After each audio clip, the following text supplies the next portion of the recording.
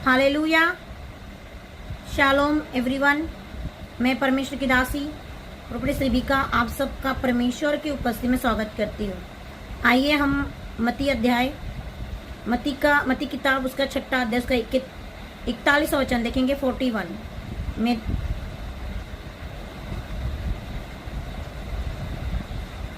Hallelujah. तू क्यों अपने भाई की आंख के तिनके को देखता है और अपनी आंख का लट्टा तुझे नहीं सूझता?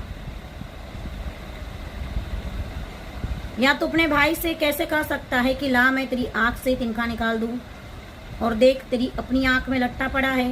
हे कपटी, पहले अपनी आंख में से लट्टा निकाल, तब तू अपने भाई की आंख का तिनका भली बातें देखकर निकाल सकेगा। हालेलुया। तो मेरे प्रिय भाई बहनों, ये वचन हमें ये सिखा रहा है कि हम दूसरों की आलोचना करने से पहले हमें अपना आत्मनिरीक्षण करना चाहिए और अपनी कमियों को दूर करना चाहिए।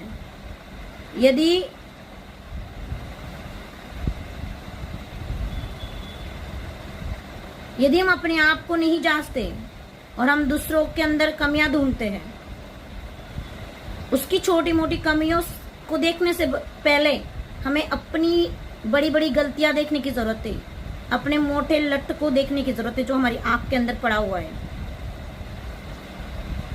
हम ये अनुमान नहीं लगा सकते और किसी को गलत कहने का अधिकार हमें खुदा ने नहीं दिया, क्योंकि उसका चाल चलन खुदा जानता है। खुदा मनों को जांचने वाला परमेश्वर है। खुदा मनुष्य नहीं है कि वो बाहर बाहर देखेगा। खुदा परमेश्वर है, वो अंदर और बाहर उसकी आंखें लगी रहती है। हालेलुया। और वचन के दीप वचन में जाना, उसकी गहराई में जाना, ये जब हम स्टडी करते हैं तो धीरे धीरे हम उन चीजों को सीखते हैं। प्रभु ने क्या कहा कि मेरे साथ चल और सिद्ध होता जा। प्रभु ने ऐसा नहीं कहा कि तू तेरी माँ की कोख से ही संपूर्ण बन के आया है, तो तेरी माँ के पेट से ही नॉलेज लेकर आया है। ऐसा नहीं है। नॉलेज हम जब स्टडी करते हैं तब हम अंदर नॉलेज उत्पन्न होता है, तब हमें जानकारी मिलती है और हमारा ज्ञान बढ़ता है। हालेलुया। और प्रभु का ज्ञान संसार का ज्ञान नहीं है। प्रभु का ज्ञान गूढ़ बातें हैं, भेद भरी बातें हैं जो सिर्फ प्रभु को पता है, परमेश्वर को पता है, और परमेश्वर अपने भेदों को खोलता है। हालेलुया।